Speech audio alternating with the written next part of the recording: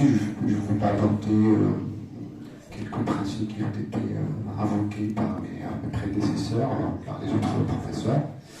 Alors,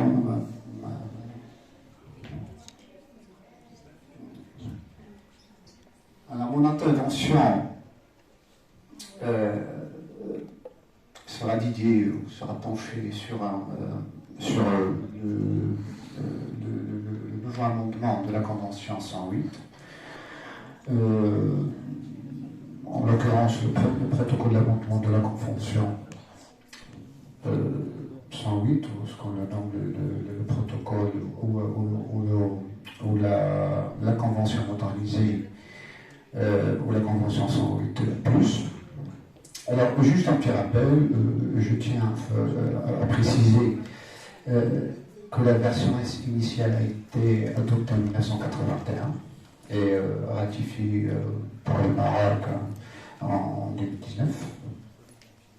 Alors, la Convention modernisée, la Convention 108+, est une application horizontale. Il couvre l'ensemble des traitements de données à caractère personnel du secteur privé et aussi du secteur public. Alors, relativement de l'aspect fondamental du protocole d'amendement de 2018, bien sûr, a été transposé en droit marocain par le Daïr, transposé récemment, bien sûr, en droit marocain par le Daïr le 17 février 2022. Bien sûr, publié au bulletin officiel le 3 mars 2022. Alors, cet aspect fondamental sert à promouvoir la vocation universelle de la Convention et aussi d'assurer la cohérence et la compatibilité avec le cadre juridique de l'Union européenne. Alors, je vais un petit peu essayer de me pencher sur les principaux axes de la Convention. Alors, pour tout ce qui est détail, je vais essayer de le développer dans le cadre de l'article qu'on va publier ultérieurement, bien sûr, dans le cadre de l'ouvrage collectif du colloque. Alors, concernant l'article 5, l'article 5 précise l'application du principe de proportionnalité. D'ailleurs, le terme a été invoqué par monsieur le représentant de la Commission nationale de protection des données à caractère personnel. Le point fort, le point essentiel qui a été ajouté à la nouvelle version de la Convention, le catalogue des données sensibles. Alors, le catalogue des données sensibles a été élargi, comprend désormais les données génétiques et biométriques. Et je me réfère à l'article 6 de la Convention modernisée. Aussi, s'agissant de la sécurité des données, le responsable de traitement a l'obligation de notifier sans retard toute violation en matière de sécurité. Et bien sûr, je fais référence aussi à l'article 7 de la Convention, ou du protocole d'amendement de la Convention, ou la Convention modernisée, la Convention 108+.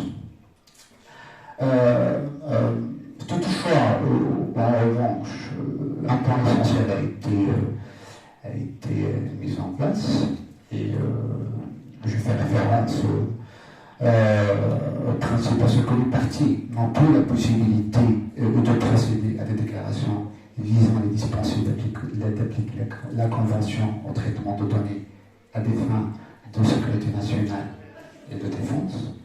Alors, cet article, je pense qu'il fait l'objet d'une recommandation de mon part.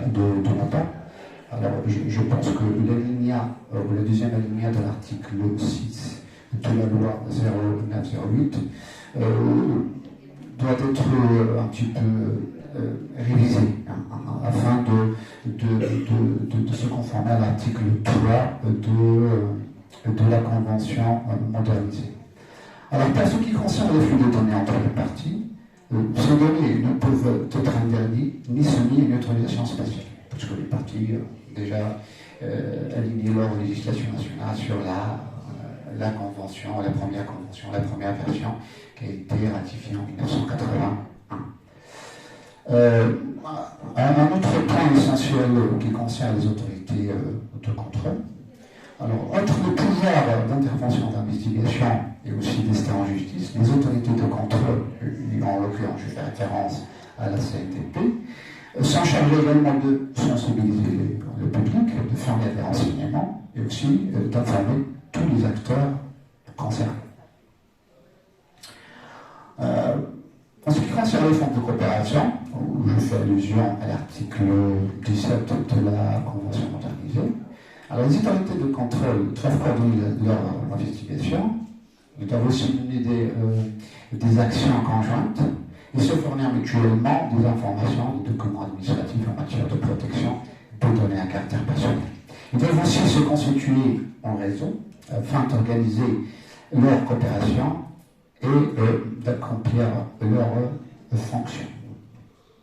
Alors la question qui se pose, y a-t-il un apport de ce protocole sur la protection des données personnelles ou des données à caractère personnel au Maroc? Oui. Je pense que l'apport est un petit peu modeste, sachant que le cadre légal et réglementaire marocain dispose des instruments modernes dans ce sens. En l'occurrence, je fais référence à la loi 0908, sur l'application. Je trouve que certaines dispositions qui ont été déjà adoptées par les imminents intervenants ont déjà été invoquées et mentionnées dans le cadre de la loi 0908. Alors, concernant mes recommandations personnelles, en tant que professeur d'enseignement supérieur du droit, je pense, à mon avis personnel, que l'arsenal juridique, en l'occurrence la loi 0908, doit être modifié, rectifié. Et je fais allusion au point que j'ai déjà abordé, en l'occurrence l'alinéa 2 de l'article 6, et aussi les données qui ont été ajoutées, en l'occurrence les données génétiques et biométriques. Je vous remercie pour votre attention.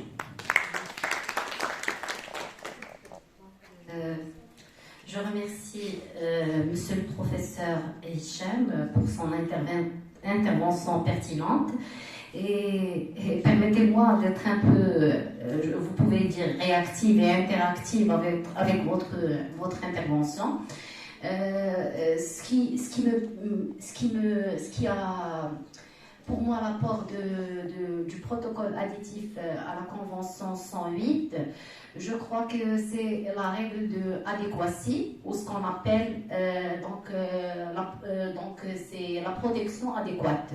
Donc c'est là où nous, en ce qui concerne la législation marocaine et surtout en ce qui concerne la loi 0809, et il y a, même là, ça pose un problème parce que si on se réfère au bulletin officiel arabe, c'est 0809, bulletin officiel français 0908, déjà là, c'est une problématique, d'où une recommandation d'adaptation et de conformité pour le numéro de la loi.